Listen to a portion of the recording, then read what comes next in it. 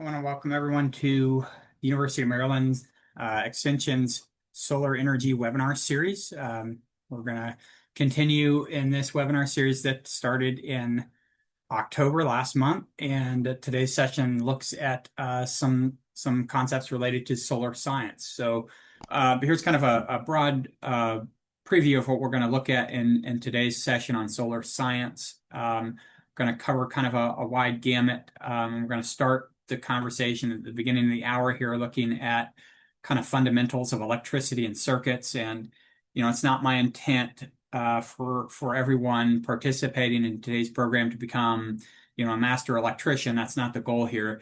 The goal is more so to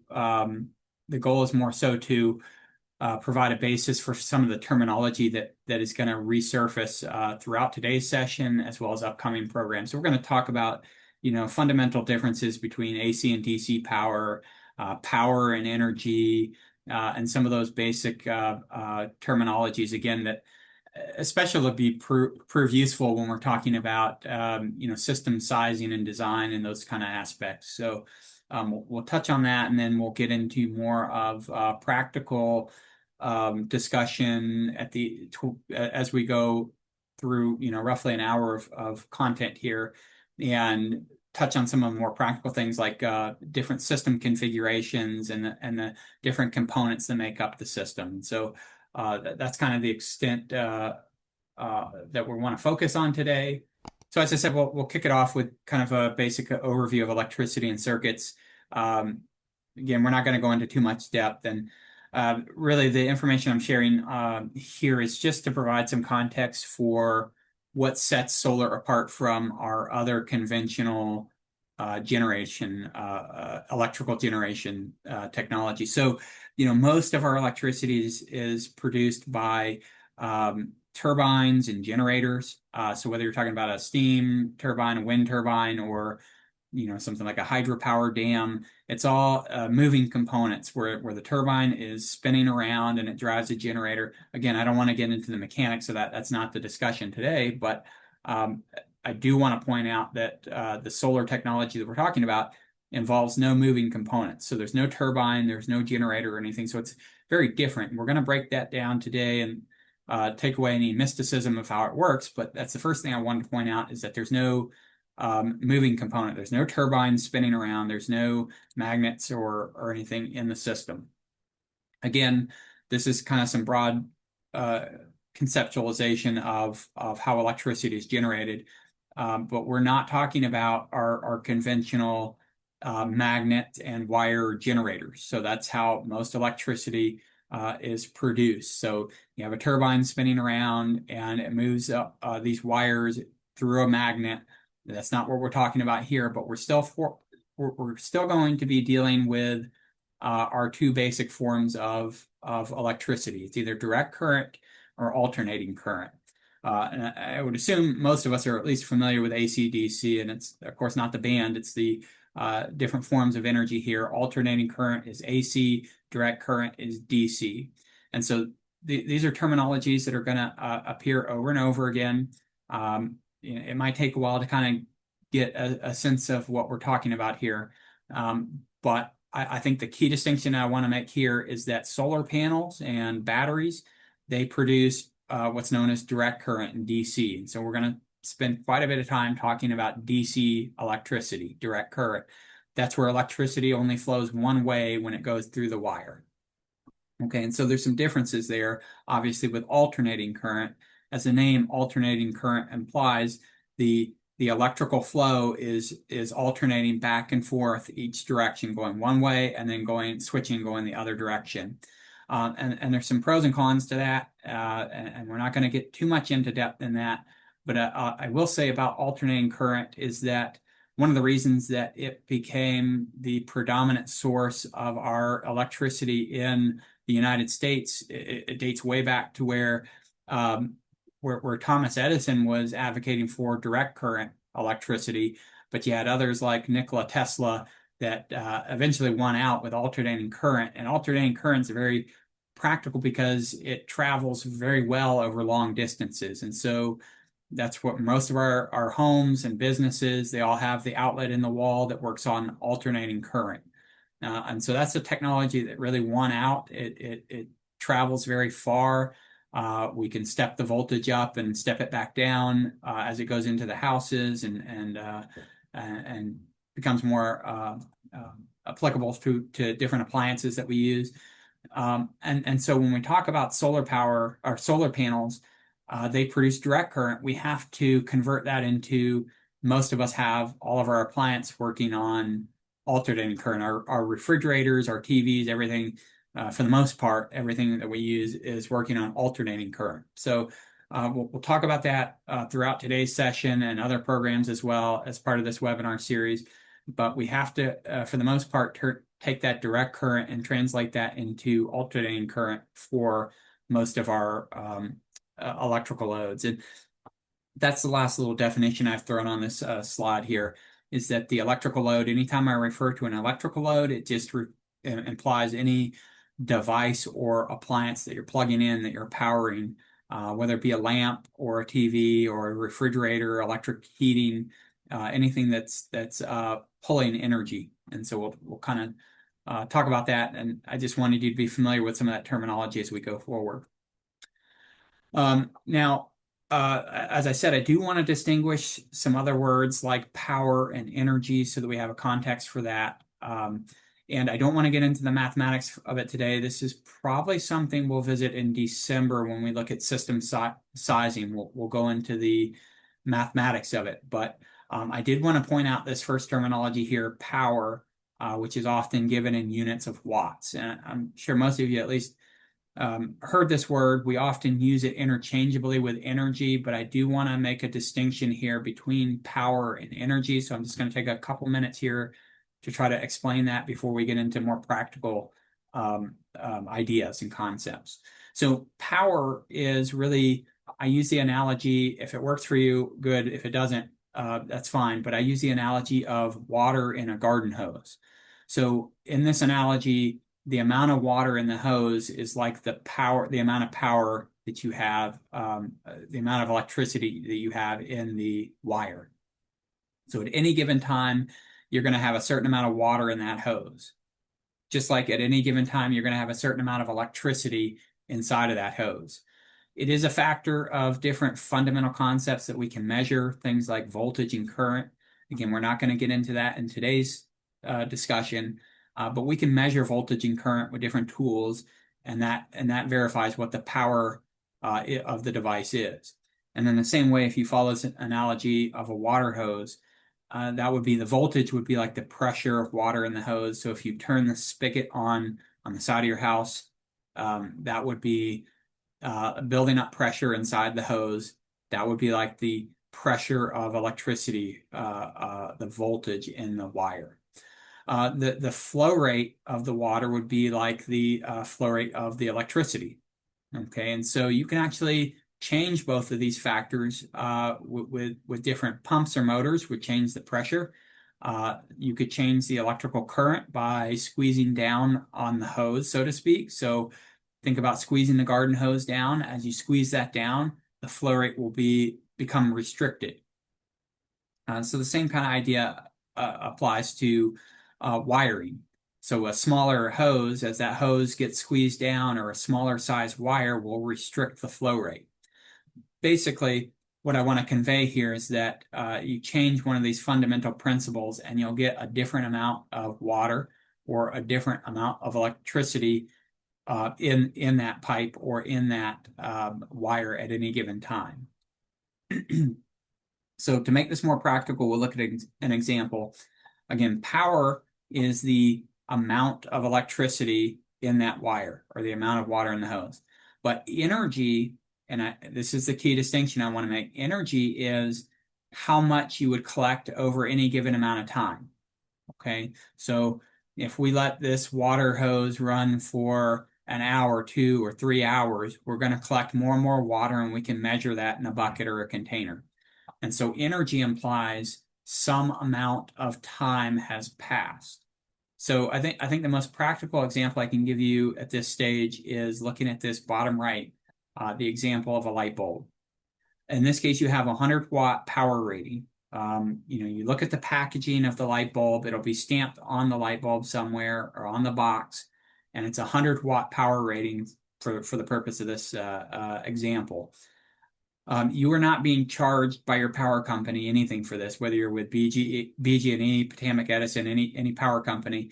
This is just the potential capacity of the lighting system. So in this case, it's the example is a 100-watt power rating, and it's not using any energy. You're not being charged or billed for anything until you screw the light bulb in and turn the switch on. So in this example, we're going to run the light bulb for 3 hours. Okay, so after 3 hours, you've used 100 watts over 3 hours, gives you 300 what we call watt hours of energy. WH is watt hours of energy. So only now that the bulb has been running have we used energy, and energy is what you're billed for. Okay, and so that's the difference between power and energy. And just recognize that anytime that it's that power is run over time, that's energy that you're being billed for. The units of power are typically watts, or if it's a big number, we use kilowatts, kW. With energy, it is watt hours or kilowatt hours. And that WH or kWh, the H in that represents that it's over time, over a certain number of hours. And so when your power company reads your meter every month, and they see how many kWh you've used, and again, that's what you're being charged against, is the energy consumption, which happens over time. So we're going to pay kind of more attention to that energy side of things going forward. Just kind of frame of reference, and again, this is something we'll go into depth in, and I think it's in December when we look at system sizing. But we can determine the power and energy of any appliance in your house or business just by looking at the label, or sometimes we take some measurements. But here's one example of a coffee maker, looking at the label on the back of a coffee maker. In this case, it tells you that the coffee maker is rated for 900 watts. That is a power rating. 900 watts is the power of the device. Again, you're not being charged by the power company for that until you plug the device in and start using it. But that's the potential that it has, is 900 watts.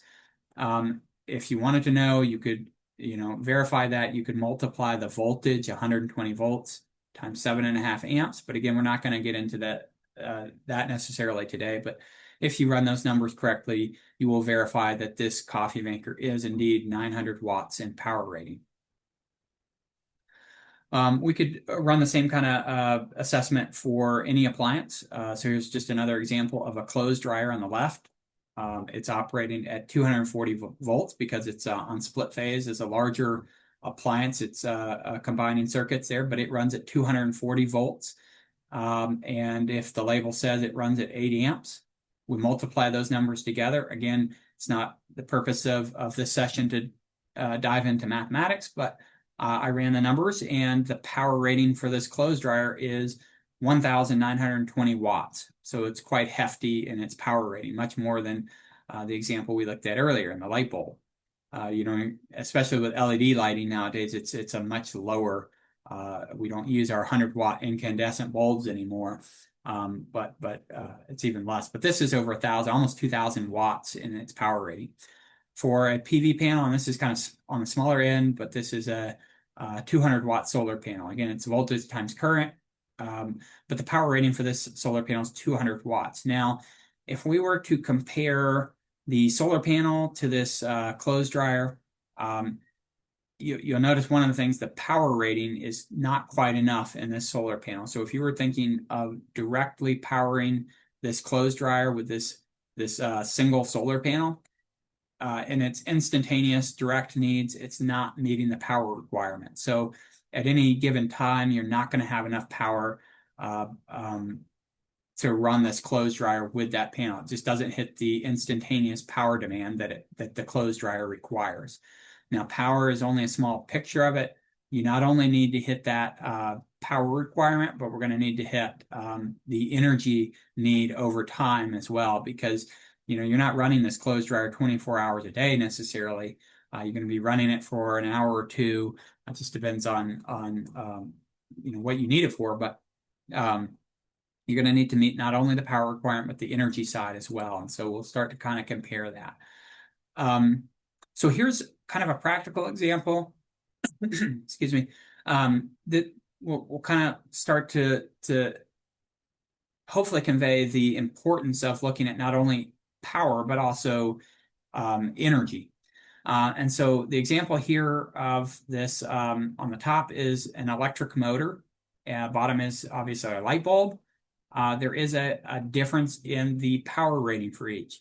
The electric motor on the top is rated for 600 watts, where the light bulb is only a 60-watt power rating. So a very large difference between the power rating on these two devices.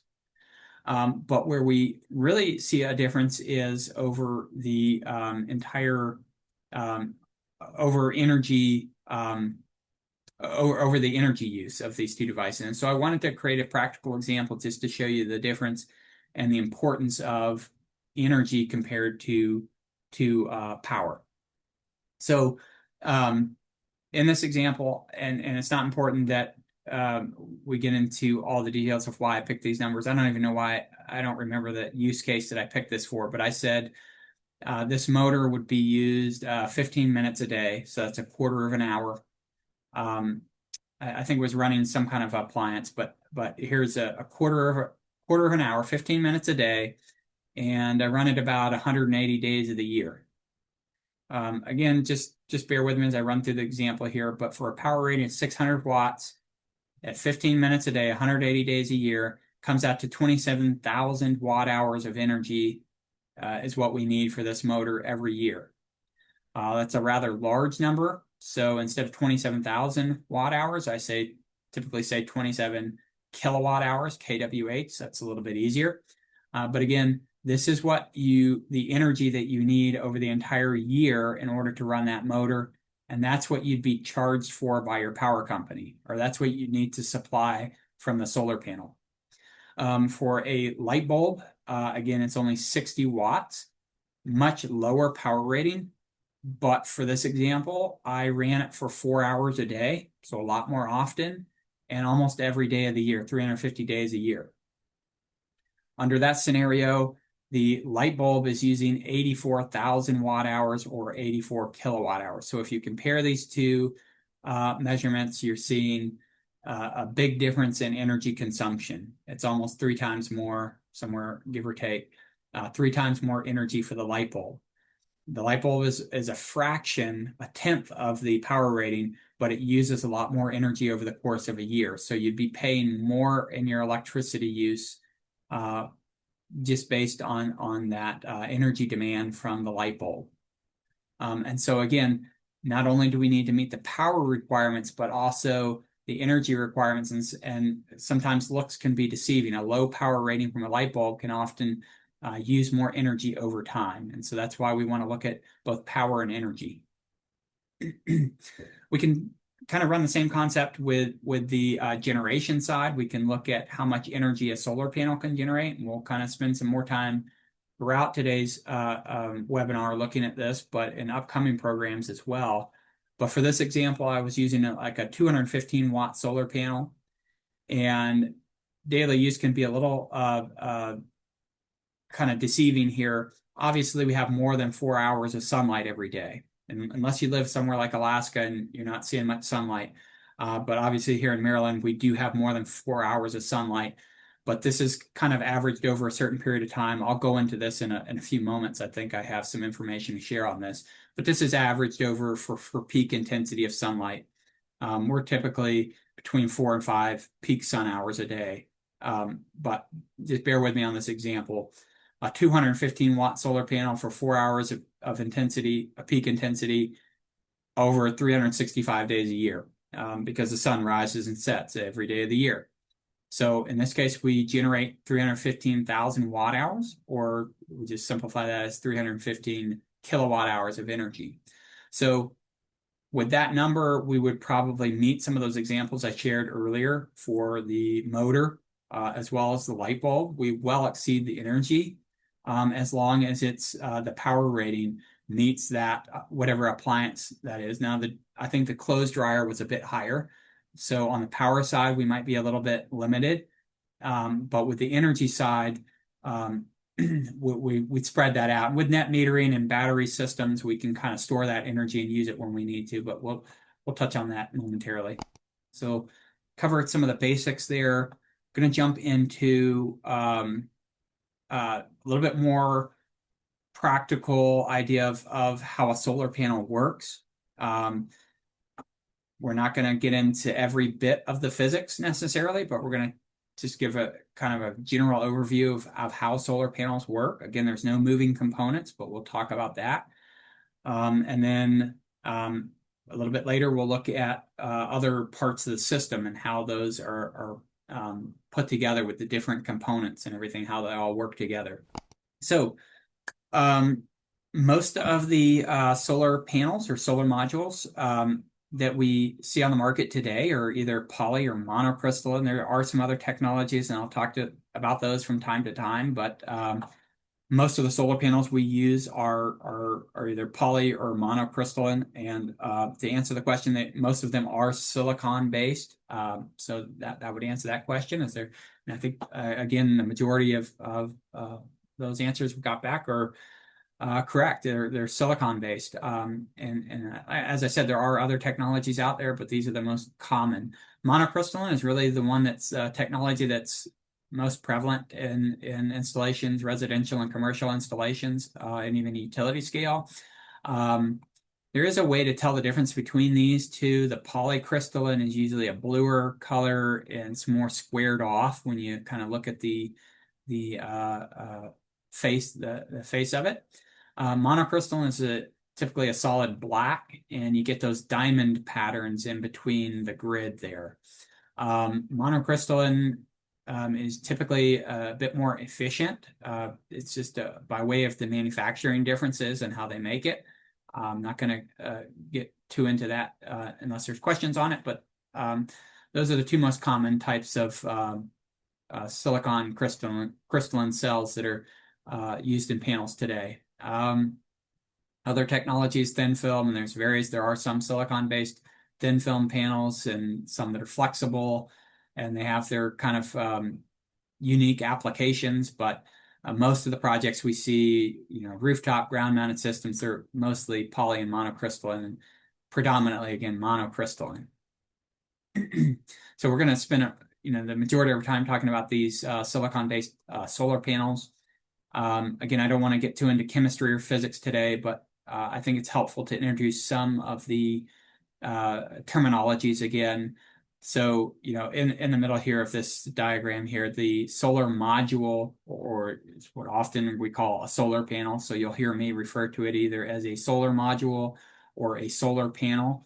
But if we look at just one component of that, it's called a solar cell. So a solar module or a solar panel is made up of all these little individual solar cells connected together.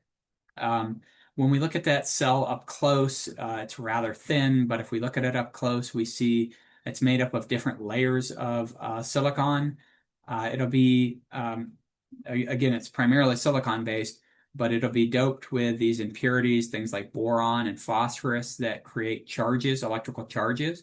And so what I will say is just at a basic level, and to be honest, I don't understand the in-depth of semiconductor functions, but this is something that's been studied since the 1800s, and only, in the last 40, 50, 60 years has become more and more increasingly marketable as solar panels become more prevalent. But how it works is the photon of light comes down from the sun, it gets absorbed into the silicon layers, and that excitement of energy from the solar energy excites those electrons in the silicon. It releases an electron through that layer between the positive and negative junction.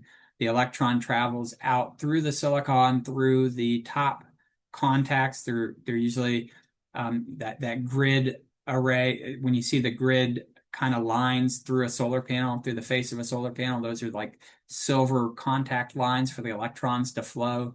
The electrons flow out through the wiring to wherever they go in the system, to a electrical load, a light bulb, whatever it is, and then back through the bottom of the solar panel, and replenishes, and so that cycle continues.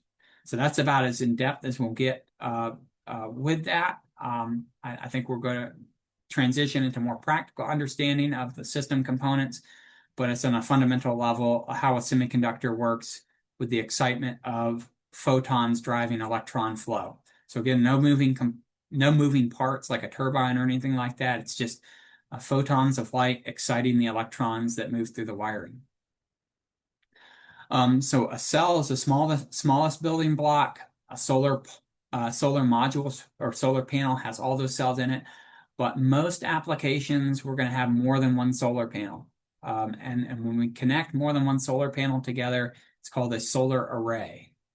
A solar array is made up of multiple solar panels. In this example of a rooftop system, it's a pretty small scale rooftop system. It's 8 solar panels in this photograph. But these are connected together to make an array. I think this was it's a little bit of an older system. I think these are close to 250 watt. I think it's about 250 watts each. So 8 panels at 250 watts, that's 2,000 watt array, or a 2 kilowatt array. Pretty small for even a residential system, but it would offset at least some of the energy demand for that home. To put this into reference in terms of the voltage, a double A battery or a triple A battery is 1.5 volts. A solar cell, one cell inside of the panel is only 0.5 volt. So it's a little bit smaller voltage, typically around 8 amps. But it's a smaller voltage. But again, you connect them in series and increase the voltage. And again, it's silicon based. You have those contacts, and that's what creates kind of the grid appearance to it, is those contacts of typically silver, something for those electrons to flow through. So just how a battery works, a flashlight, you connect these batteries, put 2 batteries in series inside the flashlight. So 1.5 volts plus 1.5 volts, and the flashlight will now operate at 3 volts. Same way with solar panel manufacturing. They put multiple cells in there, 60 or at least, depending on the size of the solar panel, at least 60 or more cells in there. And so you increase the voltage that way. So 0.5 volt plus 0.5 volt, and so on and so forth. In this example, you add that up and it's 3 volts. So same way that a battery works. Again, most solar panels on the market today are going to have at least 60 cells or more. But it really just depends on what the specifications for that panel are. But in this example, you have 60 cells times 0.5 volt each. And that would be 30 volts total. It's just kind of a quick layer illustration of what those layers might look like when they manufacture the panel. Again, those cells are somewhere there sandwiched in the center of these different protective layers, the tempered glass and aluminum frame. There'll typically be a junction box on the back of the solar panel where the wires come out. You'll have a positive and negative wire where the electricity comes out and creates flow. So that's kind of, in a nutshell, what it looks like. Again, most practical applications will have more than one solar panel to make an array. This is an oversimplification because, again, most solar panels have more than, 8 cells. But just to make the example a little bit simpler here, I've shown 8 cells in each of these solar panels. So that would be 4 volts for each solar panel. So the first panel has 4 volts, second has 4 volts, and so on. So 4 volts times 4 panels would give you a total of 16 volts across the panels. Again, this is a topic we'll look at when we do system designing and installation, but just to introduce that concept at this stage, I think is helpful. There are multiple ways to connect solar panels together. Again, just a kind of a precursor to where we'll go in future sessions. One way you can connect them is in series, where you connect the positive to the negative of the next panel, and so on. You connect the positive of the next panel to the negative of the next, and keep connecting it that way. So if you connect them in series, you'll increase the voltage. You could also connect them in parallel, shown at the bottom here. You can connect all of the positive wires together, and you can connect all the negative wires together. In that case, you're increasing the electrical current. Again, we're not going to get caught up in the implications of that, but there are pros and cons to those different approaches, and that's something that'll come up in upcoming webinars. Of course, a solar panel operates different under different circumstances.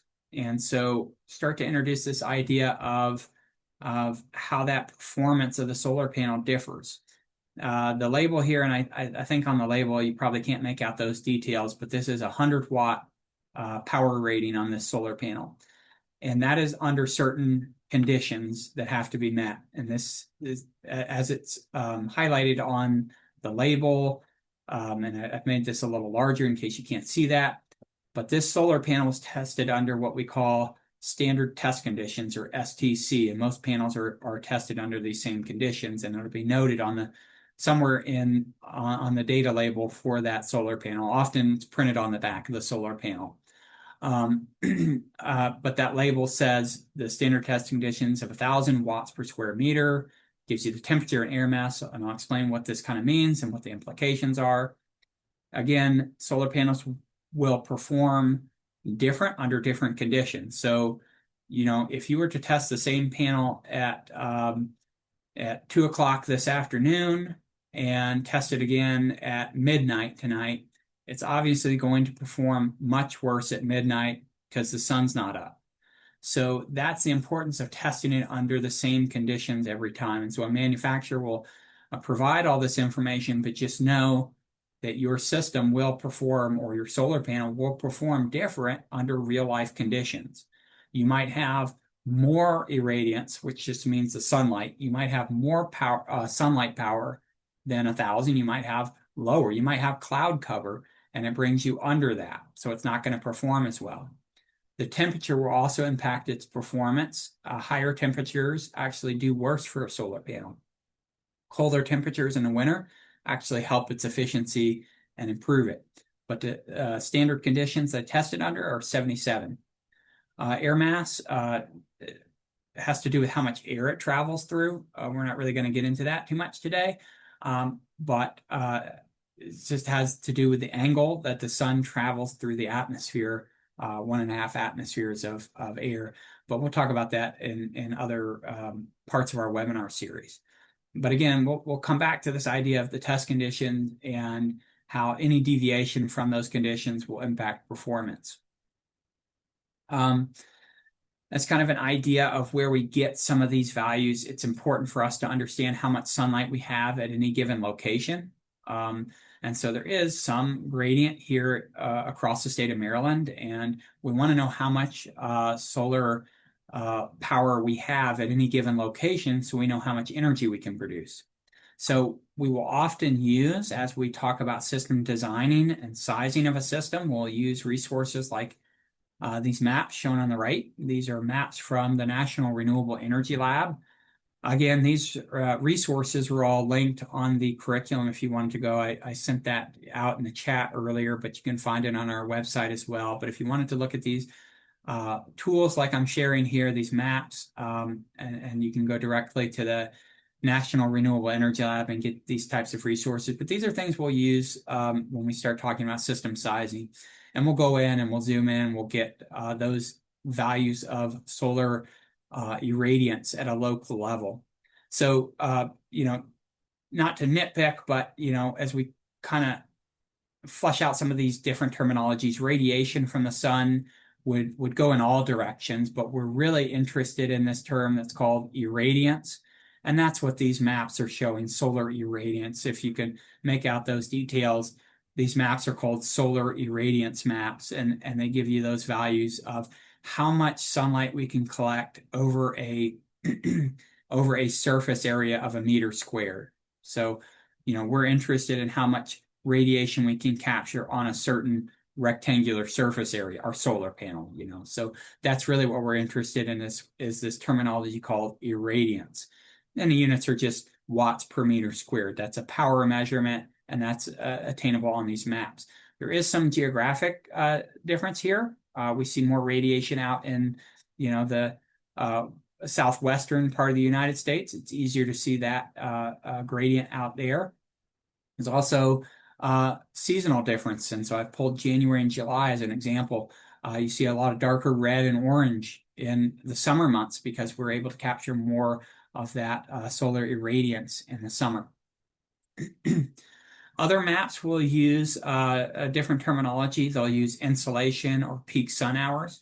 I'm not going to get into the details of that today. I don't think we'll have time for it, but we do have additional training, and the curriculum goes into more depth on this. We have some other resources, tutorials, and training available on these topics if you're interested.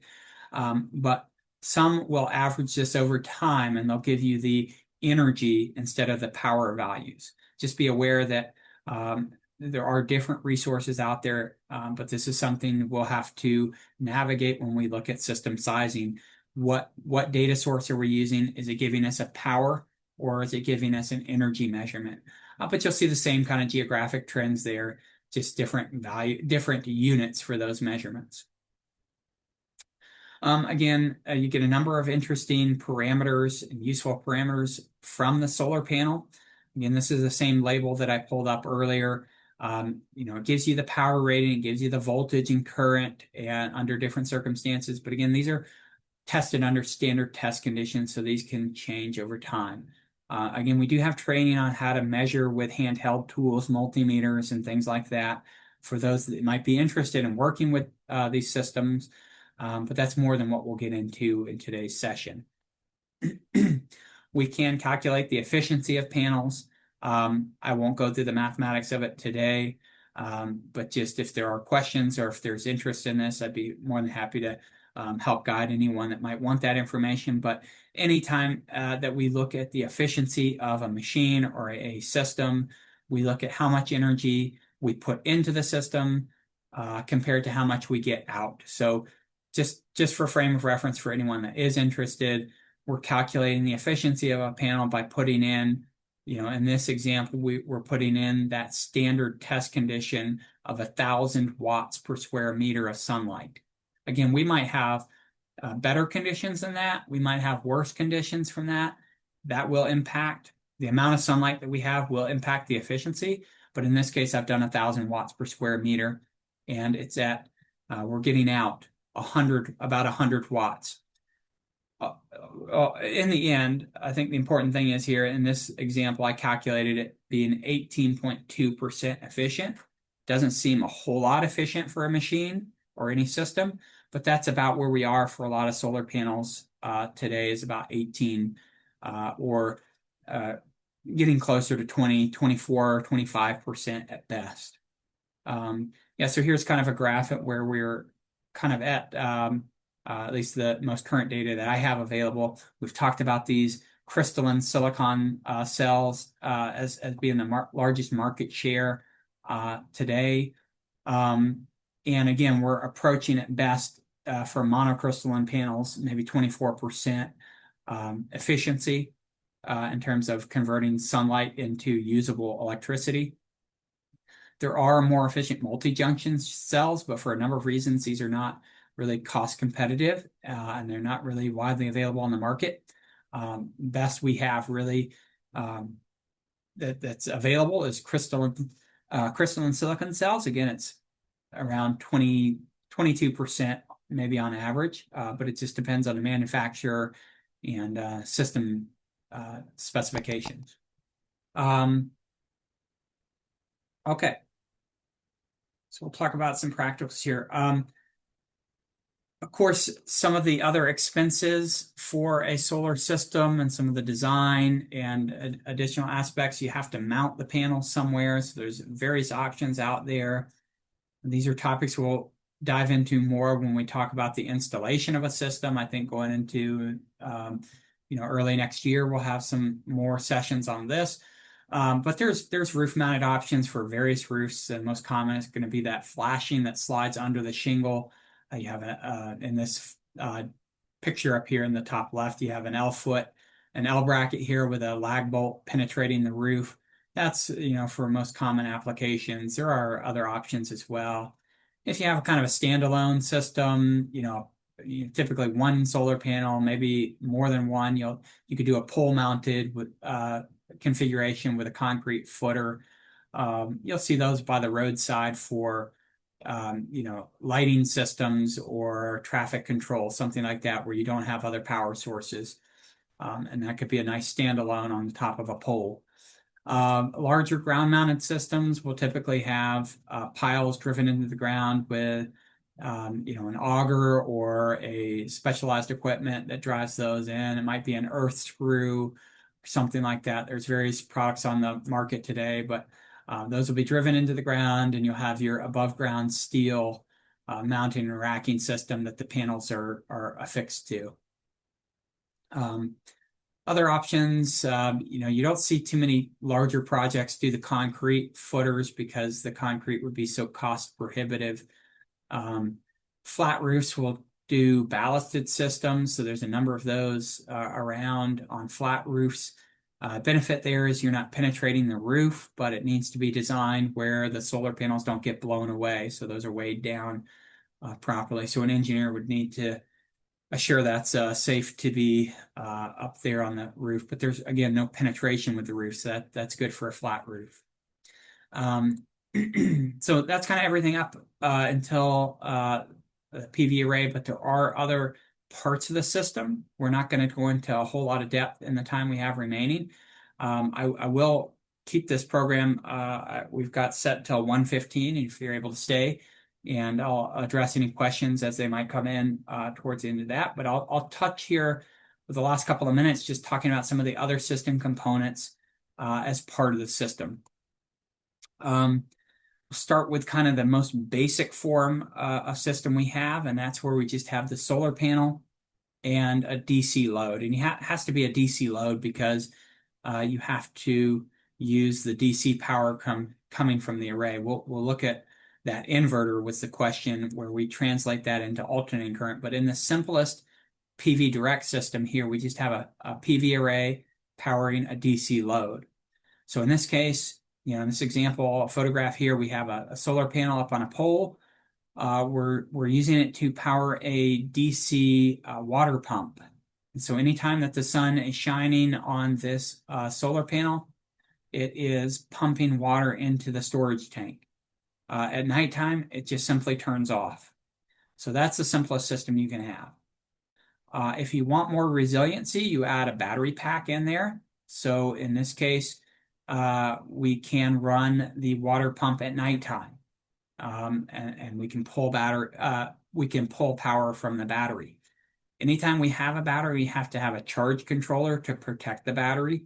We don't want to overcharge the battery or charge it too quickly. This charge controller is a device that controls that flow of electricity to and from the battery. Other components would be if we wanted to add the inverter in. So this is more of a conventional off-grid system. And the reason we have that inverter is to convert the DC power into AC power. So the PV array, the battery, they operate on DC current. We're using that inverter to drive it in towards AC electricity that we can use for our traditional plug-in in the wall. Most of our houses and businesses operate on alternating current, so that's why we have the inverter. With our Grid Connect system, difference here is we're gonna be tied in with the electric utility grid. So you can pull energy from your power company, Potomac Edison, Smeco, whoever you're with, you're pulling electric from them, but you're also producing your own PV electricity from your solar panels. You do have that inverter to provide power to your distribution panel. What I mean by distribution panel is the main service panel with the circuit breakers, typically in your garage, that distributes to all the circuits in your house. and to all the different AC loads and all the rooms in your house. So that would be an example there. Now, with net metering in Maryland, something we talked about in our previous session, with net metering, you can send any excess energy that you're producing from the solar panel, and you can send that excess energy onto the electric grid. And vice versa, you can be using energy if you're not producing enough, you can pull from the electric grid. Now, a caveat that we mentioned last time, if a storm event were to happen and the electric utility lines were damaged in a storm, your system will shut down as well. The reason there are safety codes, electrical codes, and building requirements that your system shuts off in the case of an outage. So if the electrical lines are damaged somewhere down the road from you, those repair crews are going to be out working to repair the electric utility lines. And if your solar PV array is still generating electricity and it's sending it to the grid, that poses a risk to those workers on the utility grid. So that's why your inverter is required and designed to shut off in the case of a power outage. So that is a limitation with your conventional grid-tied solar array. More people are integrating battery storage. They're putting, Tesla's power walls or in-phase batteries or any number of battery systems in their homes for that reason. Gives you a little bit more resiliency. With this, again, you're not going to be able to power everything with a battery, but at least for a certain amount of time, you'll have some battery energy stored in the battery for your use. And typically with this battery backup system, you'll have a sub panel installed next to the main panel, and this will just power a few circuits in your house. You'll pick what we call critical loads. You'll pick things like, of course, medical appliances or anything else that you absolutely want power in any kind of a power outage situation. And so that battery would supply and solar array would supply energy in that outage period. So it isolates this part of the system during a power outage where if the electric grid is down, you still have that critical loads being powered for at least some period of time, depending on how resilient you design it to be. What I mean by a hybrid system is just adding additional energy generation in. It might be a diesel generator, it might be a wind turbine or something like that into the mix.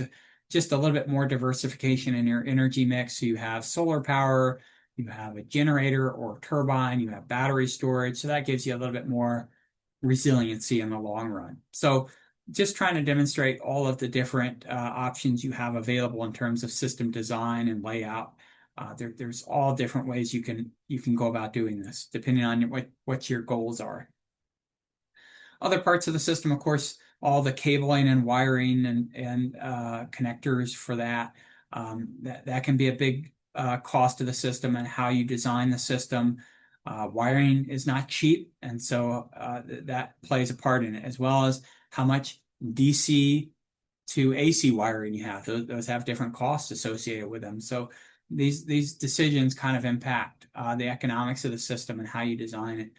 Other pieces of the system, you might have something like a combiner box or a junction box, a watertight box that protects the wiring and the circuit breakers. This is a pre-manufactured combiner box shown on the left here. Basically, that takes all the wiring you have and it consolidates it into only a few wires. So it makes the system a little bit simpler to work with and to design. So I'll share an example here. This is an electrical layout for a small solar array. So you have 3 strings of solar panels. You have a top string of solar panels. You have this middle string, and you have another third string of solar panels. So each of these strings of solar panels has wires running from it. The combiner box here basically just takes all these wires, and then it allows you to output just a few wires. You have a positive, negative, and a ground wire. So it really simplifies things. I don't know if you can see all the details. Some of these lines don't show up on the electrical drawing, but it takes all these lines, and again, you're only putting out a few wires instead of running, all those wires down and around the building and into the rest of the system components. Of course, the inverter is another big expense and a major component of the system. And again, the inverter takes the direct current and inverts that into alternating current. A couple different options for that. If each string of solar panels has its own inverter, then it's what we call a string inverter. So here's the top string has its own, the middle has its own inverter, and the bottom string of panels has its own inverter. Alternatively, you could put just one large central inverter and connect it to all the outputs. Just depends on the system design. Other options out there are microinverters. And some manufacturers, they will install a microinverter on the back of every solar panel. And so each solar panel will have its own inverter here. And the power output from each solar panel will go from DC to AC. There are some benefits. It can be costly, but there are some benefits to having microinverters. Any problems that you have with a solar panel will be isolated to that single solar panel. If you had shading on one solar panel, it'll be isolated to that one panel. Also, there's some efficiency improvement with converting it to alternating current as quickly as possible, because again, alternating current travels well over long distances. So that could be a benefit depending on the system. Microinverters and also DC optimizers. DC optimizers will also provide the same kind of module level insight where you can see the output and performance of each solar panel with these smaller devices like a microinverter or a DC optimizer. These DC optimizer microinverters, they are becoming a larger market share. I won't get into the details of that, but they each account for a big percentage of the market share now. Perhaps folks are moving away from those central inverters, but just depends on the system.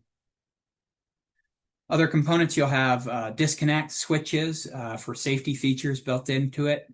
You'll have one on the DC side, one on the AC side of the inverter. And so these are safety switches required by code, National Electric Code and local building requirements in order to safely shut that side of the system down. If there's service or maintenance, or if there were a fire, you'd have shutdown features to completely disable that side of the system.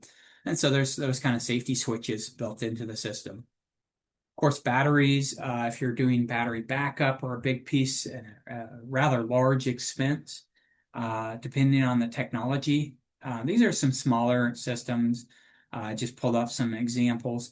There are, on the lower tech side, you have your lead acid batteries, like your golf cart systems. They are cheaper, but they don't last as long. They have a shorter lifespan, and you get fewer cycles. A cycle is when you deplete the battery storage and then you charge it back up again. That's a cycle. Your higher end technologies like lithium ion, like your Teslas and Powerwalls, they cost a lot more. This particular example, it's a smaller battery, but it's $3,000. It'll last a lot longer though. You get a much longer lifespan. You get a lot of cycles out of it. Again, this particular example I have for a lithium battery is 3,000 to 5,000 cycles, so a lot longer longevity and lifetime to it. And we will have a session strictly on batteries here in the near future if you're interested in learning more about battery integration, battery backup. Again, you have a charge controller. Anytime you're working with a battery, it regulates the flow of electricity to and from the system. There are other components like capacity or meter or a monitor. So there's all other kind of components. Again, we're not going to get into all those today, but those are some of the major components of a system that build into it. And that's about what we have time for in terms of the components and configurations. Again, this curriculum has a list of resources you might be interested in exploring. Again, pointing to our website as we're waiting for any questions to come in. Our website, extension.umd.edu, and you can find any of our energy-related information there.